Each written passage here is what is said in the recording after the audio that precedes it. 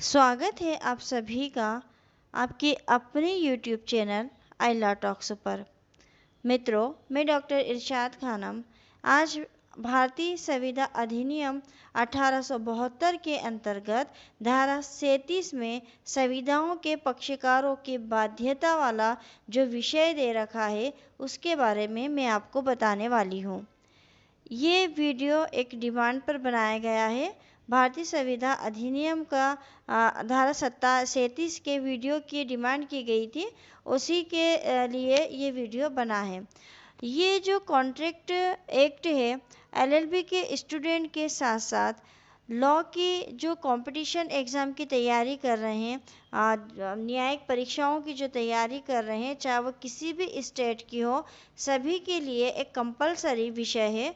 तो ये सभी के लिए आवश्यक है कि वो भारतीय संविदा अधिनियम का भी अध्ययन अच्छे से करें। हम बात करते हैं भारतीय संविदा अधिनियम की धारा 37 की। एक वैध संविदा जब अस्तित्व में आ जाती है, जब दो लोग आपस में कॉन्ट्रैक्ट करते हैं, एक प्रस्ताव देता है और दूसरा उस प्रस्ताव को स्वीकार कर लेता है और वो एक कॉन्ट्रैक्ट बन जाता है। तो जब एक लीगल कॉन्ट्रैक्ट बन जाता है, तब इस कॉन्ट्रैक्ट के लिए सबसे सर्वोत्तम होगा कि संविधा का पालन किया जाए। यानी जब कॉन्ट्रैक्ट हो गया तो कॉन्ट्रैक्ट के लिए सबसे उत्तम या सर्वोत्तम बात क्या होगी कि जो कॉन्ट्रैक्ट किया गया है वो कॉन्ट्रैक्ट पूरा भी हो। इसलिए संविदा अधिनियम की धारा 37 जो अध्याय 4 के अंतर्गत दी गई है, वहाँ पर यह स्पष्ट कहा गया है कि संविदा के पक्षकारों को कि वह अपने वचनों का पालन करें।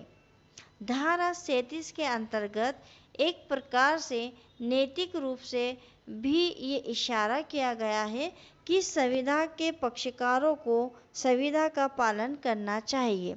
अगर दो लोगों ने या दो से अधिक लोगों ने मिलकर किसी कार्य को करने या ना करने का कॉन्ट्रैक्ट किया है, संविदा की है और उनकी वो संविदा जो है वो लीगल है, वैध है, तो ये उनका नैतिक दायित्व बनता है कि वह उस संविदा को पूरा करें, संविदा का पालन करें।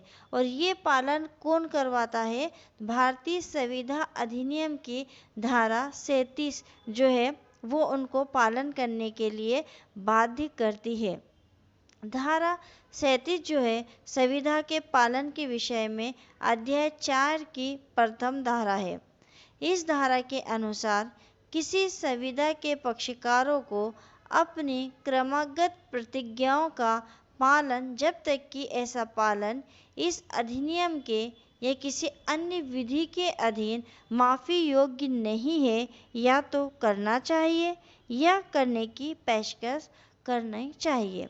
ये धारा क्या कहती है कि जब संविदा हो गई है तो संविदा के जो पक्षकार हैं उनको जो भी उन्होंने अपनी प्रतिज्ञा इस कॉन्ट्रैक्ट के लिए की हैं उसका उनको पालन तब तक करना चाहिए जब तक कि किसी विधि में, यानी कि या तो कॉन्ट्रैक्ट के अंदर या फिर किसी दूसरी विधि के अंतर्गत वो जो उनके पक्षकारों को जो पालन करना है उसको माफ़ी के योग्य नहीं बनाया हो, तो तब तक उनको पालन करना है। और अगर किसी मान लो कि कोई कॉन्ट्रैक्ट ही किया है लेकिन एक दूसरी विधि है, आईपीसी है, आईपीसी इस तरह के किसी कॉन्ट्रैक्ट के लिए मना करती है, तो फिर वो इस कॉन्ट्रैक्ट का पालन नहीं करेंगे, वरना उनको कॉन्ट्रैक्ट जो भी उन्होंने किया है उसका पालन उनको करना है, या फिर किसी अन्य के माध्यम से किया है तो उससे करवाना है।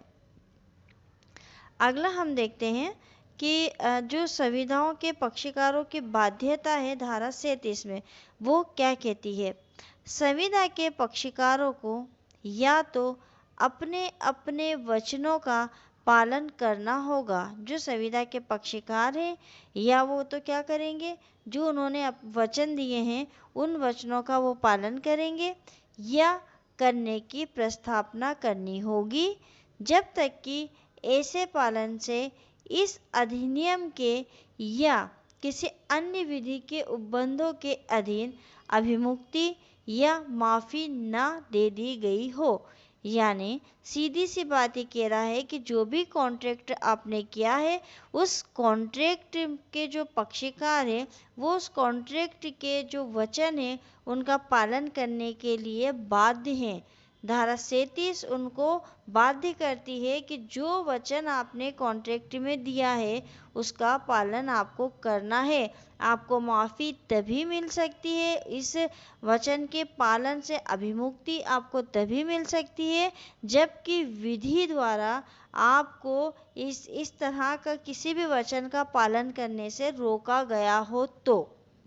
वचन उनके पालन के पूर्व वचनदाताओं की मृत्यु हो जाने की दशा में ऐसे वचनदाताओं के प्रतिनिधियों को आबद्ध करते हैं जब तक कि तत्प्रतिकूल कारण संविदा से प्रतीत न हो। सीधी सी बात है कि जब कॉन्ट्रैक्ट किया जाता है तो कॉन्ट्रैक्ट के लिए जो लोगों के बीच में कॉन्ट्रैक्ट हुआ वो बाध्य हैं, लेकिन अगर वचनदाताओं में से किसी की मृत्यु हो जाती है तो फिर उसके वचन का पालन कौन करेगा?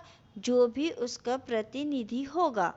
अब यहाँ एक शब्द दिया है कि जब तक कि तत्प्रतिकूल कारण संविदा से प्रतीत न हो। अगर कॉन्ट्रैक्ट ऐसा है कि जो व्यक्ति वचनदाता है जिसकी मृत्यु हो गई है केवल वही उसको पूरा कर सकता था, तो फिर आप किसी को बाध्य नहीं कर सकते। जैसे एक पेंटर है जो कि पेंटिंग बनाता है और वही व्यक्ति है जो कि बहुत अच्छी पेंटिंग बनाता है और उसके साथ अगर किसी भी प्रकार का कोई कॉन्ट्रैक्ट किया गया है और वो मर जाता है तो आप उसके जो प्रतिनिधि हैं उनको बाध्य नहीं कर सकते हैं, क्योंकि उनको जो है पेंटिंग नहीं आती, यानी कि चित्र बनाना नहीं आता है, चित्रकार नहीं है वो। तो अगर ऐसी कोई कंडीशन है तो आप संविदा के पक्षकारों को बाध्य नहीं कर सकते हैं, लेकिन अगर ऐसी कंडीशन नहीं है तो फिर आप उनके प्रतिनिधियों से भी को भी बाध्य कर सकते हैं संविदा का पालन करवाने के लिए। इसको एक एग्जाम्पल से और अच्छे से समझ लेते हैं। का 1000 रुपये का संदाय किए जाने पर खां को अमुक दिन माल परिदत्त करने का वचन देता है। का क्या करता है? 1000 रुपये संदाय अगर उसको किए जाएंगे तो वह खां को किसी निश्चित दिन जो भी वो तय करेंगे माल को देने का वचन देता है।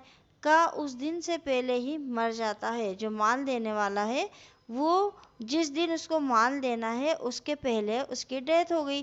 का के जो प्रतिनिधि हैं खा को माल परिदत्त करने के लिए आबद्ध हैं और का के प्रतिनिधियों को खा 1000 रुपये देने के लिए आबद्ध है, क्योंकि ये जो वचन है ये किसी वस्तु के लेने और देने का वचन है, तो ये उसके प्रतिनिधि भी कर सकते हैं। दूसरा एग्जाम्पल देखते हैं। का जो है अमुक कीमत पर जो भी कीमत उनके बीच में तय हुई है, अमुक दिन जो भी दिन उनके बीच में तय हुआ हो, खा के लिए एक रंग चित्र बनाने का वचन देता है। का उस दिन से पहले ही मर जाता है। वो यह संविदा का के प्रतिनिधियों द्वारा या खा द्वारा प्रवर्तित नहीं कराई जा सकती है। क्यों? क्योंकि रंग चित्र केवल का ही बनाता था और जो भी उनके बीच में तय हुई थी कीमत वो सब अपनी जगह है, लेकिन का मर चुका है और उसके प्रतिनिधि को आप बाध्य नहीं कर सकते कि उसके बदले में वो रंग चित्र बना दे। तो इस अधिनियम की धारा 37 में एक महत्वपूर्ण बात यह भी है कि पालन की पेशकश को पालन के समतुल्य रखा गया है। अगर किसी ने किसी वचन के पालन की केवल पेशकश भी कर दी है तो भी इसको वैसे ही माना गया है कि आपको पालन करना ही होगा। इस नियम का कारण क्या है कि यदि कोई पक्षकार पालन की पेशकश करता है परंतु दूसरा पक्षकार उसे स्वीकार नहीं करता है या उसे पालन नहीं करने देता है, तो पालन की पेशकश करने वाला पक्षकार जो है संविदा के अधीन अपने उत्तरदायित्व से उन्मुक्त हो जाएगा। यानी कि जो जिसने कॉन्ट्रैक्ट किया है, वचन दिया है, वो अपने वचन का पालन करने के लिए तो तैयार है, वो कह रहा है कि मैं अपने वचन का पालन करने को तैयार हूँ, लेकिन जो दूसरा पक्षकार है वो उसके जो वचन पालन करने की जो उसकी पेशकश है, जो उसने कहा है, उसको अस्वीकार कर देता है, तो फिर जो व्यक्ति है वो अपने वचन से मुक्त हो जाएगा, अपने उत्तरदायित्व से वो मुक्त हो जाएगा। परंतु इसके लिए धारा 38 में वर्णित शर्तों को पूरा करना आवश्यक होता है। तो धारा 38 क्या है? धारा 38 के अनुसार जबकि किसी प्रतिज्ञाकर्ता ने किसी प्रतिज्ञा गृहीता से पालन की पेशकश की और वह पेशकश प्रतिगृहित नहीं की गई, तो प्रतिज्ञाकर्ता पालन न करने के लिए उत्तरदायी नहीं है और न ही वो संविदा के अधीन अपने अधिकारों को एतद द्वारा खो देता है। तो सीधा सा यहाँ ये है कि धारा 37 के अंतर्गत अगर किसी व्यक्ति ने कॉन्ट्रैक्ट किया है तो उसको बाध्य किया जा सकता है कि वो अपने वचनों का पालन करे। वो अपने वचन का पालन करने के लिए तैयार है, लेकिन जिसको उसने वचन दिया है अगर वो उसको वचन पालन करने की उसकी पेशकश को अस्वीकार कर देता है तो फिर वो वचन पालन करने से मुक्त हो जाता है। तो मैं आशा करती हूँ कि आपको ये वीडियो भी समझ में आया होगा, आपके लिए उपयोगी साबित होगा। अगर यूट्यूब चैनल के आइला टॉक्स चैनल के वीडियो आपको पसंद आते हैं तो आप लाइक करिए, कमेंट्स करके बताइए, अधिक से अधिक इसको शेयर करिए। मिलते हैं बहुत ही जल्द अगले वीडियो में एक नए टॉपिक के साथ। तब तक के लिए शुक्रिया, धन्यवाद।